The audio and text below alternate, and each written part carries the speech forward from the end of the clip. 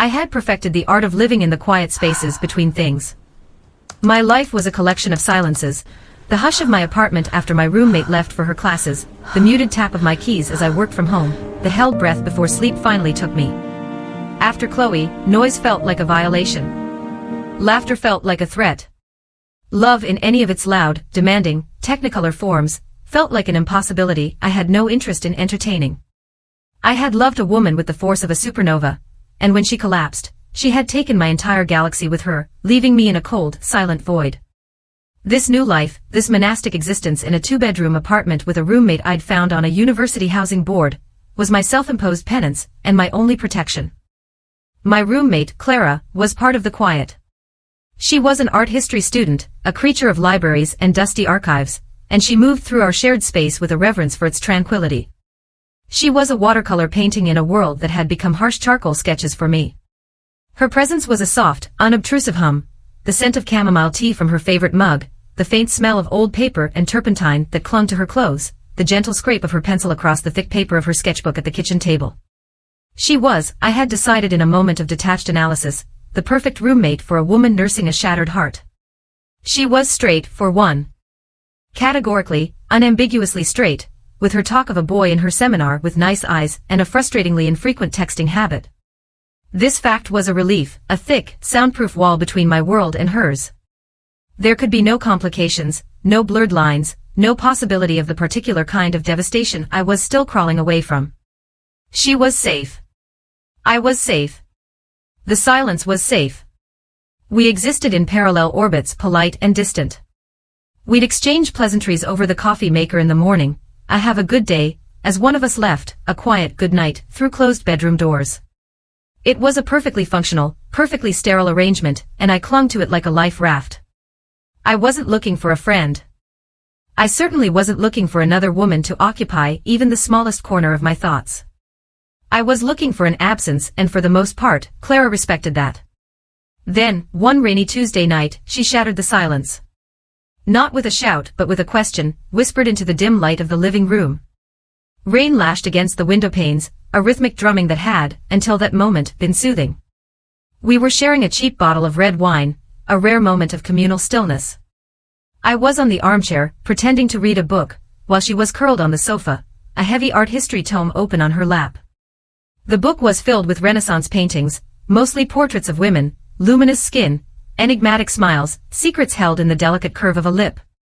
She was tracing the line of a painted woman's jaw with her index finger, her head tilted.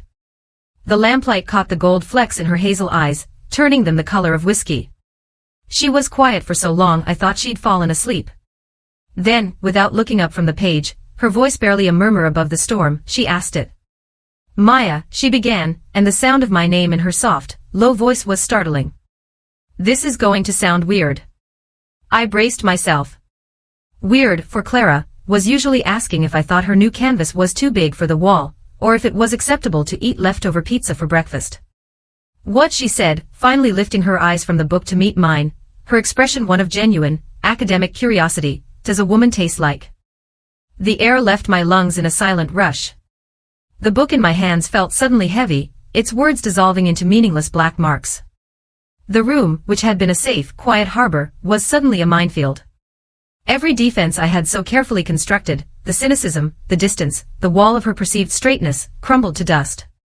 It was the most dangerous question anyone could have possibly asked me. And it was coming from the one person I thought I never had to fear.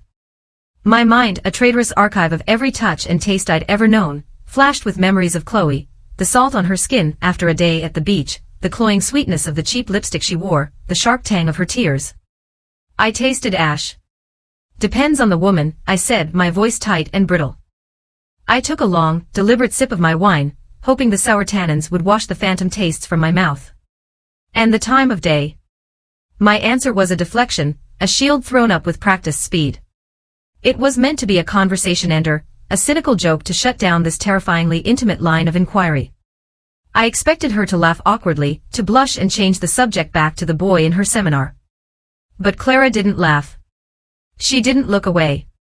She just held my gaze, her own clear and unblinking, a thoughtful little frown creasing the space between her brows. "I guess that makes sense," she murmured, more to herself than to me. She looked back down at the painting, at the serene, unknowable face of the woman on the page. Like a painting. The light changes everything. And that was it. She closed the book, stretched with a soft sigh, and declared she was turning in. She wished me a good night, her voice back to its usual gentle hum, and disappeared down the hall, her bedroom door clicking shut with a quiet finality. I was left alone in the living room, the storm outside a pale imitation of the one raging inside me. Her question echoed in the sudden, profound silence. It wasn't the question itself that had undone me. It was the way she'd asked it. Not as a dare, not as a drunken provocation, but as a genuine inquiry, as if she were asking about the chemical composition of a particular pigment of paint. It was the curiosity of an artist, of a scholar. And that was infinitely more disarming. For the next 3 days, I became a ghost in my own home. I engineered my schedule to avoid her, waking up before dawn to use the kitchen and shower, staying late at the coffee shop where I pretended to work, coming home only when I was sure the light under her door was out. I told myself it was for her benefit, to save her the awkwardness of having stumbled into a part of my life I kept locked away. But it was a lie. It was for me. I was terrified. Terrified of the memory her question had unearthed, terrified of the way her quiet, considering gaze had made me feel seen in a way I hadn't been in a year. Most of all, I was terrified of what it meant that this supposedly straight girl was thinking about the taste of women. I had been the curious straight girl's rite of passage before. Chloe had called herself curious, too, right up until the day she decided she'd had enough of the experiment and went back to men, leaving my life in ruins. I could not be a lesson plan again. My carefully orchestrated avoidance campaign came to an abrupt end on Saturday afternoon when the ancient plumbing of our pre-war apartment decided to give up the ghost. I was trying to wash a single plate when a gut-wrenching groan echoed from under the sink, followed by the sound of a high-pressure spray. A torrent of rusty, foul-smelling water began flooding the kitchen floor. Panic, cold and sharp, seized me. My first instinct was to call the landlord, but my second, more practical thought, was that he would take hours, if not days, to respond. Clara. I yelled, my voice cracking with a desperation I hated. Her door opened instantly. She took in the scene, me standing frozen, the water rapidly pooling around my ankles, and didn't hesitate. The main shut-off valve, she said, her voice calm and steady, a stark contrast to my internal shrieking. It's in the utility closet in the hall, right? I could only nod, dumbly. She was already wading through the spreading puddle, her bare feet splashing in the grimy water. She returned a moment later with a heavy wrench from the communal toolbox, the frantic spraying under the sink sputtering to a choked silence as she presumably worked her magic in the hallway. The sudden quiet was deafening. Okay, she said, reappearing in the kitchen doorway, her jeans soaked to the knee, her brow furrowed in concentration. That stopped the flow, at least she looked at the submerged floor, then at me. My own jeans were soaked, my hair was probably a mess, and I felt like a completely useless child. We need to get this water up before it seeps into the floorboards. For the next hour, we worked. We didn't speak much, falling into a rhythm born of necessity. She was surprisingly efficient, a quiet commander in the face of domestic disaster. She gathered every towel we owned while I located a bucket and a dustpan to act as a makeshift baler. We knelt on the floor side by side, sopping up the deluge. The forced proximity was excruciating. I was acutely aware of everything about her, the way her dark hair fell into her face as she worked, the determined set of her jaw, the surprisingly strong line of her forearms as she wrung out a heavy, waterlogged towel into the bucket. The scent of her, chamomile and something uniquely her, something warm and clean like sun-dried linen, mingled with the metallic, damp smell of the flood. I found myself watching her hands. They were artist's hands, I realized. Long-fingered and elegant but not delicate. There were calluses on her fingertips, faint smudges of charcoal under her nails, a tiny, faded slash of blue paint on her right thumb that looked like it had been there for weeks. These were hands that worked, that created, that knew how to grip a wrench and stop a flood. They were not the soft, perfectly manicured hands of Chloe, who had once complained that holding my hand for too long might chip her nail polish. The thought was so sharp, so unwelcome, that I flinched. You okay? Clara asked, her voice soft. She had paused, a dripping towel in her hands, and was looking at me with concern. Fine, I clipped, turning my attention back to the floor, my cheeks burning with shame. This is a mess. It's just water, she said gently. We can clean up water. Her simple statement landed with an unexpected weight. It's just water. As if it were the easiest thing in the world to clean up a mess, to fix what was broken. I felt a ridiculous urge to cry. Instead, I just scrubbed harder at a floor tile, my knuckles white. As we worked, I started to see her, really see her, not as the safe, straight roommate, but as a person. I saw the quiet competence, the lack of drama, the groundedness that met a crisis not with panic but with a wrench and a plan. I observed the way she moved, with an economy of motion, her focus absolute. When she was wringing out a towel, she was only wringing out a towel. When she was looking for the source of the leak, her gaze was sharp and analytical. There was a stillness in her, a center of gravity that I, in my perpetual internal whirlwind, found both baffling and deeply compelling. The wall I had built around her, the one labeled off-limits, was beginning to feel less like a fortress and more like a prison. And I was becoming acutely aware that I was the only one trapped inside it. The great flood of Saturday gave way to a week of forced cohabitation. The landlord, predictably, informed us a plumber couldn't come until Friday, meaning we were without a kitchen sink. This small domestic catastrophe dismantled my routine of avoidance. We had to coordinate washing dishes in the bathtub. We ate takeout on the living room floor, our knees almost touching. We navigated the small space with a new, shared purpose. And in these moments, the silence between us began to change. It was no longer the tense, watchful silence of the days after her question, but something softer, more comfortable. It was the silence of two people who had bailed water together at midnight. One evening, I came out of my room to find her not sketching but painting.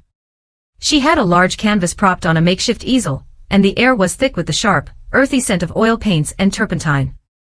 The smell instantly transported me back to my own brief, failed attempt at a painting class in college. But where my canvases had been a muddy mess, hers was a world taking shape. It was a cityscape at dusk but surreal, with buildings that seemed to be made of folded paper, and a sky the color of a deep bruise, shot through with veins of impossible gold. Wow, I said, the word escaping before I could stop it.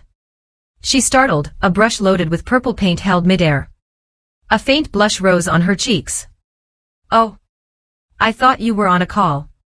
No, just finished. I stepped closer, drawn in despite myself. That's incredible, Clara. It's still a mess, she said, frowning at it critically. The perspective is all wrong here, and I can't get the light right.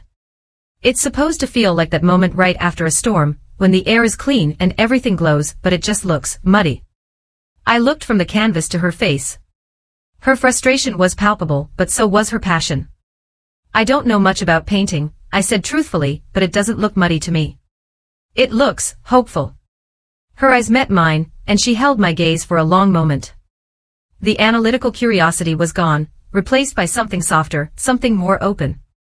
Hopeful, she repeated, tasting the word. I hadn't thought of it that way. The conversation should have ended there. I should have retreated to my room, back to my safe, quiet bubble. But I didn't. I leaned against the doorframe, crossing my arms. What made you want to paint this? She put her brush down and wiped her hands on an already paint-smeared rag.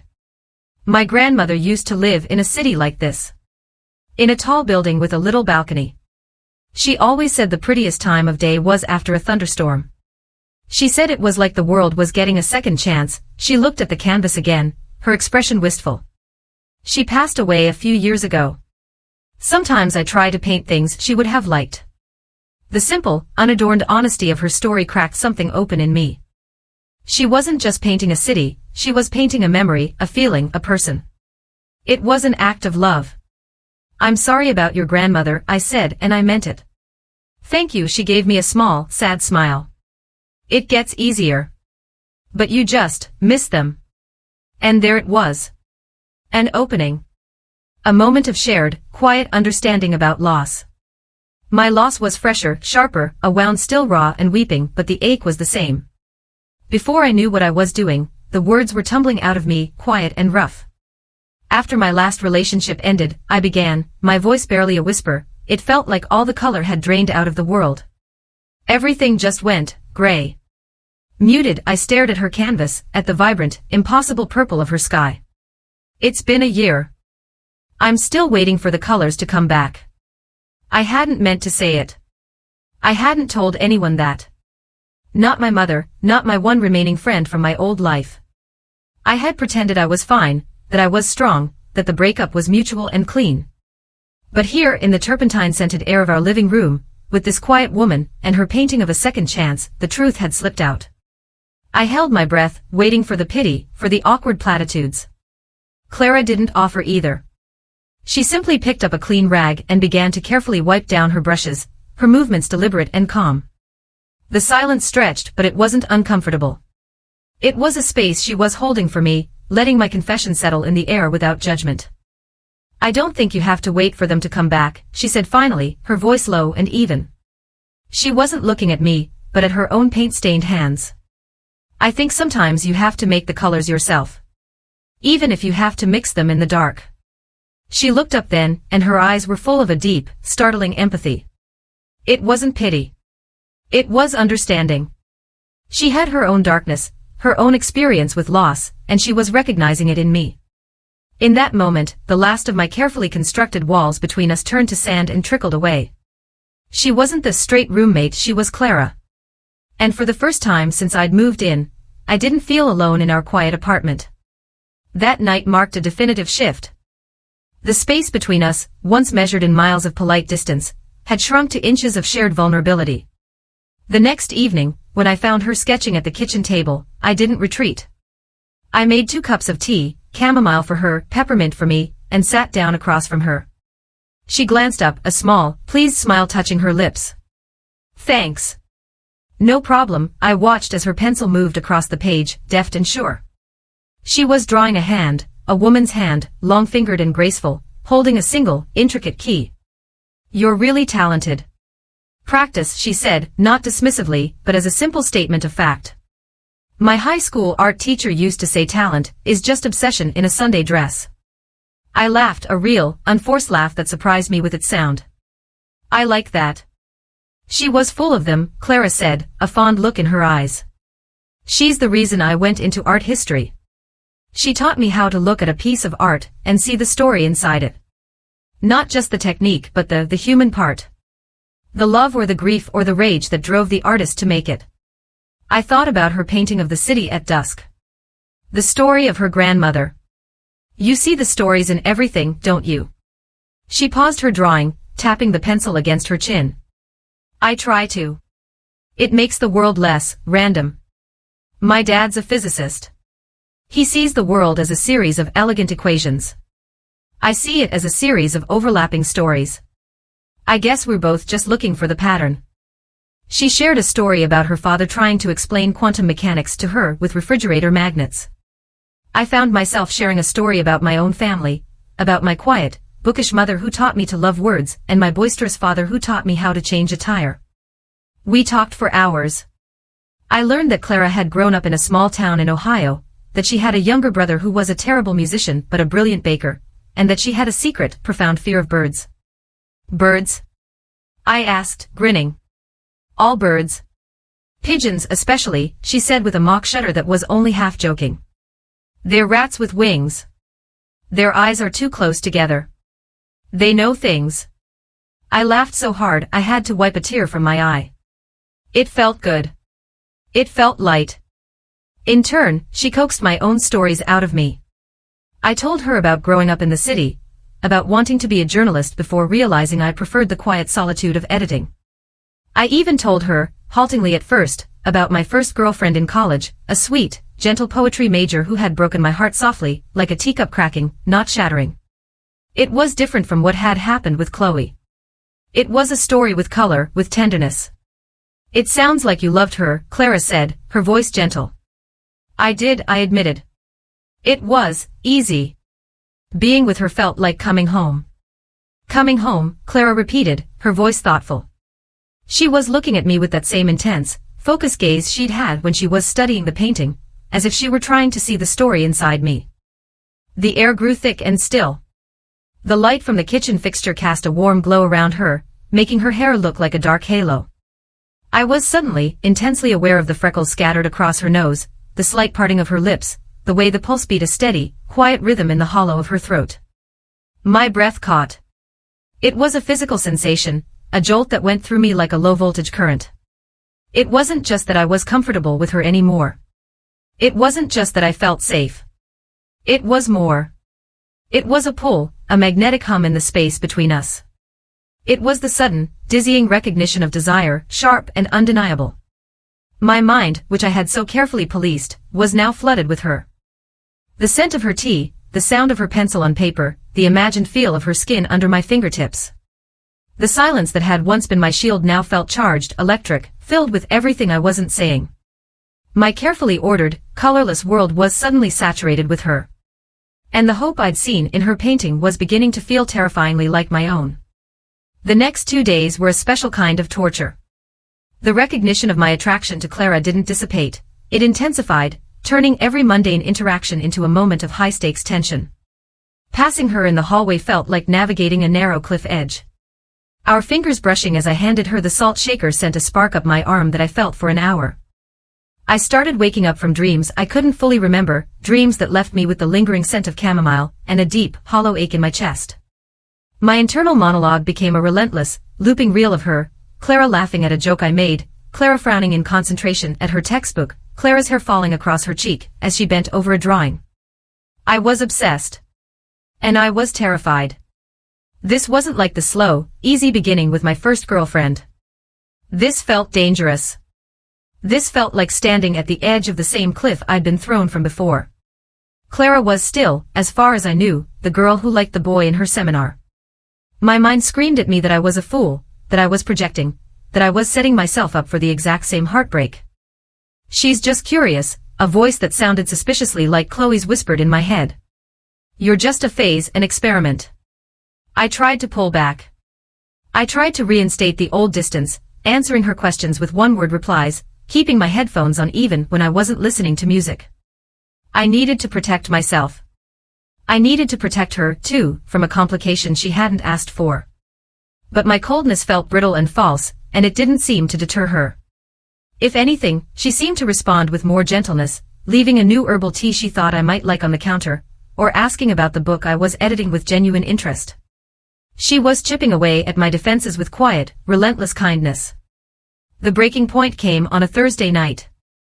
I was curled on the armchair, trying and failing to focus on a manuscript, when my phone buzzed with a name that made my blood run cold, Chloe.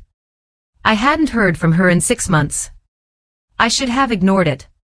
I should have blocked her number a year ago. But the masochistic, foolish part of me, the part that still wanted to understand why, answered. "Maya." Chloe's voice was exactly as I remembered, breathy, a little high, laced with a practiced, girlish charm that had once captivated me, and now just sounded like poison. "Hey. I know it's been a while. What do you want, Chloe?" I said, my voice flat. I got up and walked into my bedroom, closing the door behind me. "I was just thinking about you," she said, her tone syrupy sweet. "Remember that little cafe we used to go to in the West Village? I went there with Mark, he's my fiancé now, can you believe it, and I just got so nostalgic." Fiancé. The word was a punch to the gut. I leaned my head against the cool wood of my door, my eyes squeezed shut. "That's great, Chloe. Congratulations," I managed to say. The lie tasted like acid. "Thanks. It's all been such a whirlwind." She paused, and I knew what was coming next. The little twist of the knife. "You know, Mark was asking about you." I told him all about our time together. He thought it was so hot. Rage, cold and pure, washed over me. Our life together, the love I thought we'd had, reduced to a titillating story for her Newman. Our time together was 2 years of my life, Chloe. It wasn't a story for you to tell at parties.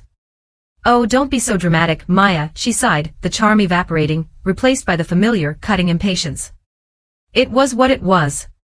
It was fun. You knew I was never really, you know. It was just a phase. You were just too intense about everything. I'm happy now. I'm normal again. Normal again." The words hung in the air, a final verdict on my life, my love, my identity. I was the aberration. The phase. The thing to be gotten over on the way back to normal. "I have to go," I said, my voice shaking. I hung up before she could reply, my hand trembling so hard I almost dropped the phone. I slid down the door until I was sitting on the floor, my arms wrapped around my knees, trying to breathe against the crushing weight in my chest. All the progress I thought I'd made, all the healing, undone in a 2-minute phone call. I was right back where I started, the freak, the lesson, the cautionary tale. A soft knock on the door made me jump. Maya. It was Clara. Are you okay? I heard you talking, her voice was muffled, laced with concern. I'm fine, I called out, but my voice was a choked, pathetic thing. The doorknob turned. I had forgotten to lock it. Clara pushed the door open a few inches and peered in. The hallway light silhouetted her, leaving her face in shadow. She saw me huddled on the floor, and her expression, when she stepped fully into the room, and closed the door behind her, was one of such profound gentleness that it broke me. A sob tore from my throat, raw and ugly. I buried my face in my knees, ashamed of my own weakness, ashamed of letting Chloe still have this power over me. I felt the floorboards shift as Clara crossed the room, and sank to the floor in front of me. She didn't touch me. She just sat there, her knees almost touching mine, waiting. The silence in my room was different from the silence in the rest of the apartment. It was older, heavier, filled with ghosts. What happened? She asked softly. The whole sordid story came pouring out of me. The call from Chloe. The fiancé. The casual, cruel dismissal of our relationship as a phase. I told her how I'd let myself believe Chloe loved me, how I'd ignored all the red flags because I'd wanted it to be real so badly. I told her how it felt to have my love, my identity, treated as a tourist destination for someone who was just passing through. And the worst part, I whispered, lifting my tear-streaked face to look at her, is that I'm so afraid it's going to happen again. I'm so afraid of being someone's experiment. My gaze was pleading, desperate. And then, the final, terrifying confession spilled out, unstoppable. And now you're here. And you're so kind, and you see things, and you smell like chamomile and old books, and you ask me what a woman tastes like, and I trailed off, my throat closing around the words. I can't do it again, Clara. I can't. My confession hung in the air between us, fragile and explosive. I had laid all my broken pieces at her feet, my fear, my history, my hopeless, terrified desire for her. I expected her to recoil, to look at me with pity or discomfort, to retreat from the raw, messy truth of me. But Clara didn't move. Her expression was unreadable in the dim light, but there was no fear in her eyes, no pity. There was only a deep, quiet stillness. She held my gaze, her own unwavering, as if she were committing every word I'd said to memory. The silence stretched, filled with the sound of my ragged breathing. Then, she slowly, deliberately, reached out. Her fingers were cool against my tear-hot cheek. Her touch was feather-light, hesitant, but it sent a tremor through my entire body. It wasn't a touch of pity. It was a touch of intent. Maya, she said, her voice a low, steady murmur that seemed to vibrate right through my skin. You're right. I did ask you that. She shifted closer, her knee brushing against mine. The contact was electric. She used the pad of her thumb to gently wipe away a tear from under my eye. But you never answered me. My heart hammered against my ribs, a frantic, trapped bird. Her face was so close now I could see the intricate pattern of gold and green in her irises. I could feel the warmth of her breath on my lips. The scent of her, chamomile, yes, but also the clean, warm scent of her skin, the faint, earthy trace of turpentine, filled my senses, drowning out the ghost of Chloe, drowning out everything but the woman in front of me. This wasn't curiosity in her eyes. It was certainty. It was the same focused, unwavering intensity she had when she was painting, as if she had been studying a problem for a very long time, and had finally, definitively, found the solution. Clara, I breathed, a plea and a prayer all in one. It's okay, she whispered, her gaze dropping to my mouth. It's just me. And then she closed the small distance between us. Her lips were soft, hesitant at first, a question. It was nothing like Chloe's kisses, which had always been demanding, performative. This was a discovery. I responded instinctively, my own lips parting, and the kiss deepened. It was a cascade, a dam breaking after a lifetime of drought. All the tension, all the fear, all the yearning of the past weeks poured into it. It was desperate and hungry, a reclaiming of something I thought had been stolen from me forever. I tasted the salt of my own tears, the faint sweetness of her chapstick, and something else, something uniquely her, something warm and alive and real. My hands came up to frame her face, my fingers tangling in the soft thickness of her hair. She made a small sound in the back of her throat, a sigh of surrender, and her arms went around my waist, pulling me flush against her. The kiss gentled, becoming tender, exploratory. It was a conversation without words, an exchange of all the things we hadn't been able to say. It was a promise. Her hand slid from my waist up my back, her touch firm and grounding, chasing away the last of the ghosts. When we finally broke apart, we were both breathless. She rested her forehead against mine, her eyes closed. I could feel the steady, strong beat of her heart against my chest. So, she murmured, a hint of a smile in her voice, her lips still brushing against mine. What does a woman taste like? I laughed, a wet, shaky sound of pure relief. I kissed her again, slowly this time, a long, deep kiss that was full of promise and a quiet, dawning joy. Like hope, I whispered against her mouth. You taste like hope. We stayed like that on the floor of my bedroom, for a long time, wrapped in each other's arms. The world outside, with its ex-girlfriends and fiancés and the crushing weight of normal, faded into a distant hum. In the quiet of the room, a new reality was taking shape, built not on dramatic declarations, but on the steady rhythm of two hearts beating in unison. Eventually, my legs cramping, I stirred. Come on, I murmured, my voice thick. I stood, pulling her up with me. Her hand felt small and warm in mine. I led her out of the room of ghosts and into mine, which suddenly felt like a sanctuary. We shed our clothes in the dim light, our movements unhurried, almost reverent. There was no awkwardness, only a profound sense of rightness, of coming home. Lying in my bed, with Clara's arm draped over my waist and her head nestled in the crook of my shoulder, I felt a peace so deep it was almost terrifying. The sheets were cool against my skin, but she was a steady line of warmth beside me. I wasn't just curious, you know, she said into the darkness, her voice soft. When I asked you that question. I know, I said, stroking her hair. I think I knew then. I was just too scared to admit it. I've never been with a woman before, she admitted, her voice even softer. But I knew from the first week I lived here that I wanted to kiss you. It was confusing. You were so closed off, so sad. But there was something solid about you. Even in your sadness. I wanted to know what was behind the walls. Her confession settled into the quiet space between us, a final, precious gift. She wasn't an experimenter.